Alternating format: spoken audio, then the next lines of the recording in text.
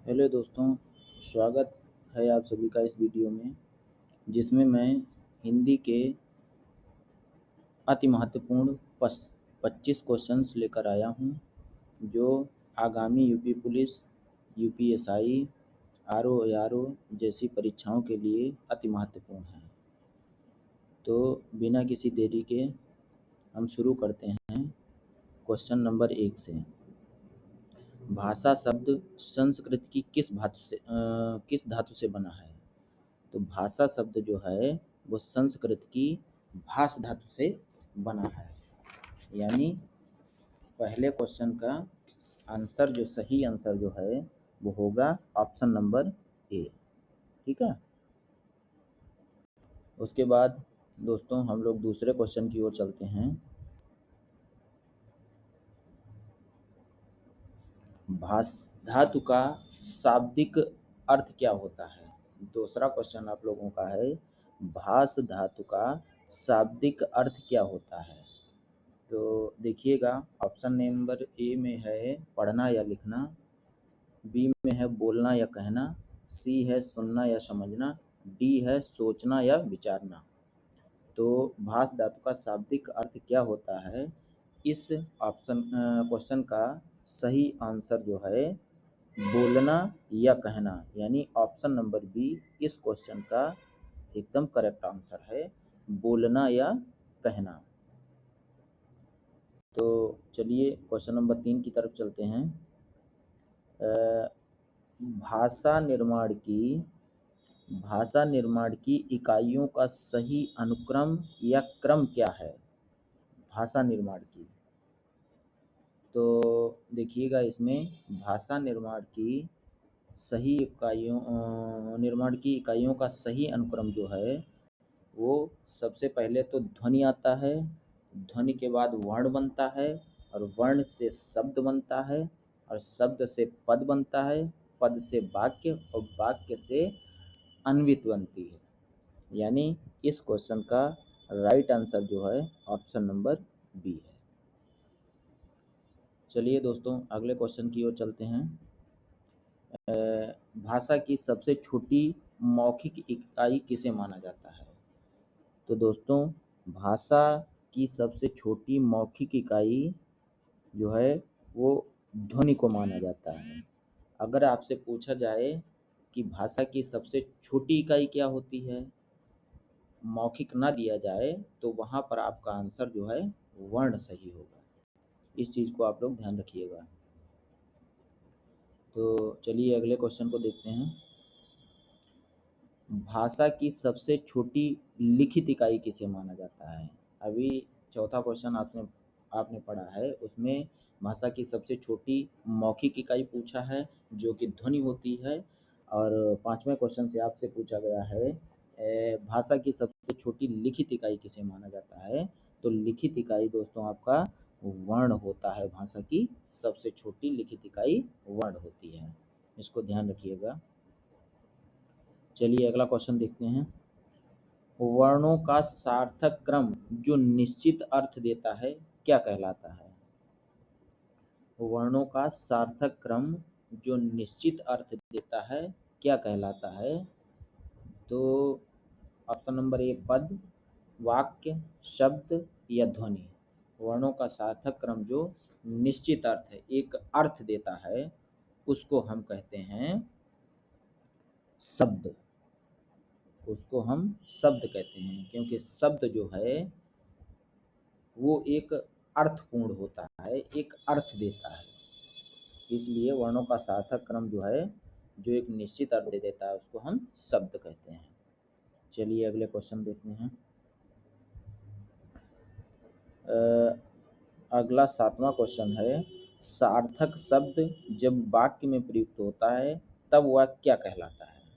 सार्थक शब्द जो है जब वाक्य में प्रयुक्त होता है तो वो दोस्तों पद कहलाता है। जब वाक्य के अंदर इसको प्रयुक्त किया जाता है, जो एक अर्थपूर्ण शब्द होता है, तो उसको हम लोग पद कहते हैं। 8वां क्वेश्चन देखिए, भाषा की पूर्णतम या पूर्ण अर्थ प्रदान करने वाली इकाई क्या कहलाती है? भाषा की पूर्णतम या पूर्ण अर्थ प्रदान करने वाली इकाई क्या कहलाती है?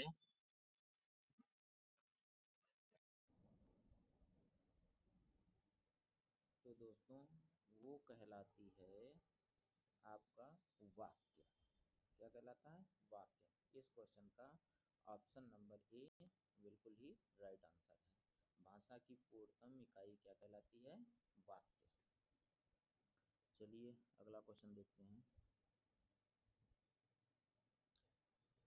अभिव्यक्ति की दृष्टि से भाषा के कितने मुख्य रूप होते हैं? अभिव्यक्ति की दृष्टि से भाषा के कितने मुख्य रूप होते हैं? तो अभिव्यक्ति की दृष्टि से भाषा के 3 मुख्य रूप होते हैं। इस क्वेश्चन का ऑप्शन नंबर बी बिल्कुल ही राइट आंसर है। 10वां क्वेश्चन है, भाषा वह साधन है जिसके द्वारा मनुष्य अपने विचार दूसरों पर भली भांति प्रकट कर सकता है। यह कथन किसका है? यह कथन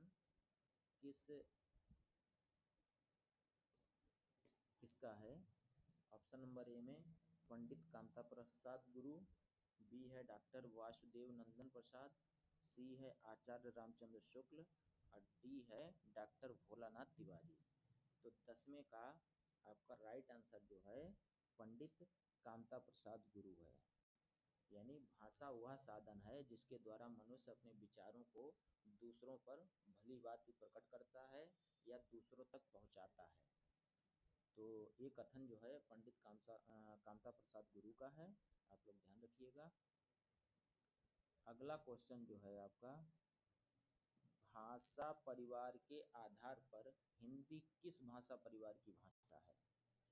भाषा परिवार के आधार पर हिंदी किस भाषा परिवार की भाषा है? तो इस क्वेश्चन का राइट आंसर जो है वो है ऑप्शन नंबर बी। हिंदी जो है भारूपीय भाषा परिवार की भाषा है। अगला क्वेश्चन, हिंदी शब्द मूलतः किस भाषा का शब्द है? हिंदी जो है वो मूलतः जो है फारसी भाषा का शब्द है। किसका है?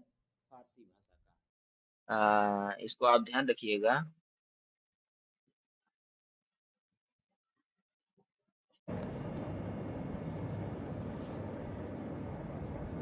चलिए दोस्तों हम लोग क्वेश्चन नंबर 12 कर रहे थे।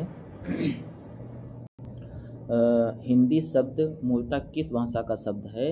तो हिंदी जो है वो फारसी भाषा का शब्द है। इस क्वेश्चन का राइट आंसर जो है वो ऑप्शन नंबर सी है। चलिए अगले क्वेश्चन की तरफ।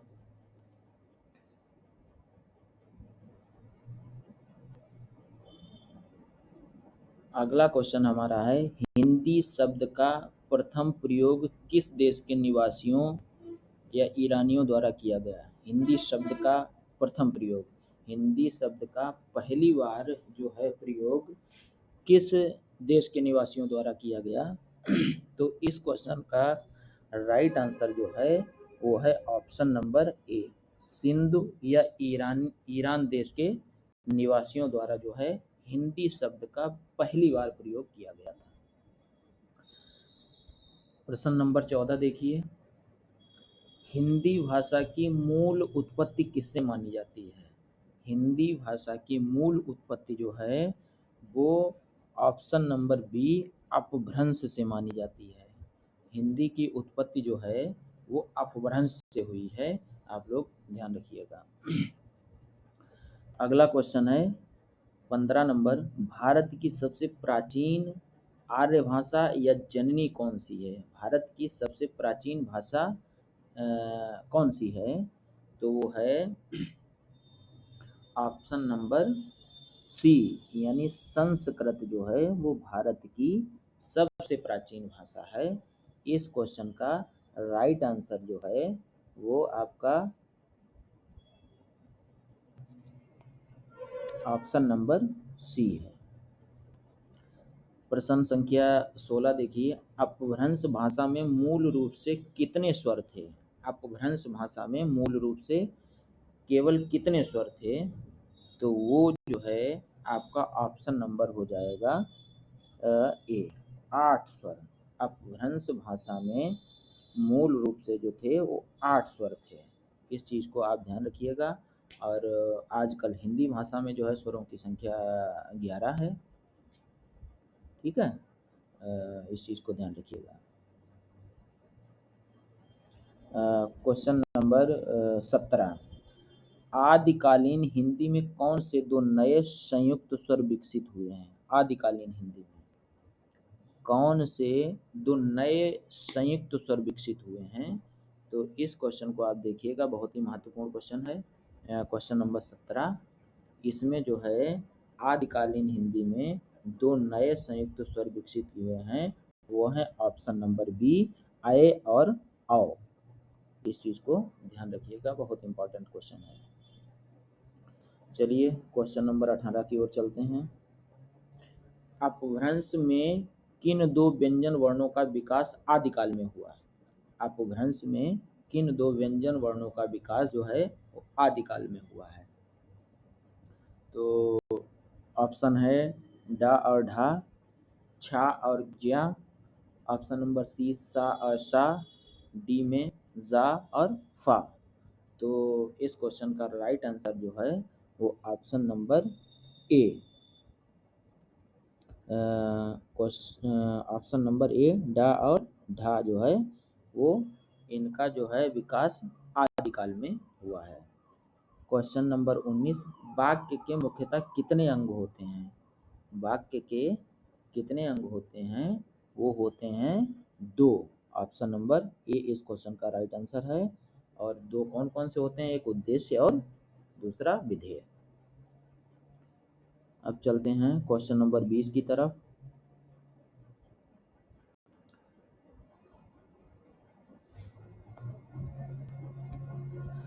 वाक्य में जिसके बारे में कुछ कहा जाता है उसे क्या कहते हैं? वाक्य में जिसके बारे में कुछ कहा जाता है उसको हम लोग विधेय, उद्देश्य, क्रिया या विशेषण में से क्या कहते हैं? तो वाक्य में जिसके बारे में कुछ कहा जाता है उसे हम उद्देश्य कहते हैं। ऑप्शन नंबर बी इस क्वेश्चन का राइट आंसर है। आगे चलते हैं। अभय परीक्षा हाल में बैठा है, इस वाक्य में अभय क्या है? अभय परीक्षा हाल में बैठा है, इस वाक्य में अभय क्या है? विधेय है, उद्देश्य है, कर्म है या फिर क्रिया है?